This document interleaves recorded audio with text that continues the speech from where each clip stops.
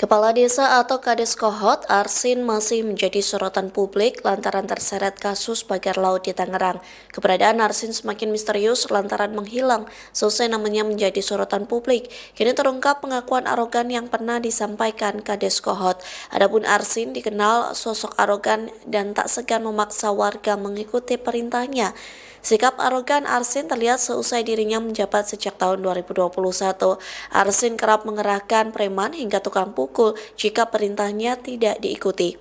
Oleh sebab itu, Arsin kerap dijuluki monster oleh warganya. Hal itu disampaikan penasihat hukum warga korban pagar laut, yakni Henry Kusuma kepada Tribunnews.com. Bahkan Henry membeberkan pernyataan arogan Arsin yang disebut tak pernah takut dalam kasus pagar laut. Henry mengatakan Arsin sangat percaya diri, tidak bisa ditangkap oleh siapapun. Pengakuan itu disampaikan Arsin dan antek-anteknya saat menemui Henry beberapa waktu lalu. Sembari menepuk dada kiri, Kades Kohot mengatakan tak ada yang bisa memenjarakan dirinya termasuk presiden. Tak hanya Arsin, para pengawalnya pun percaya diri Kades Kohot ini tidak bisa dipenjara.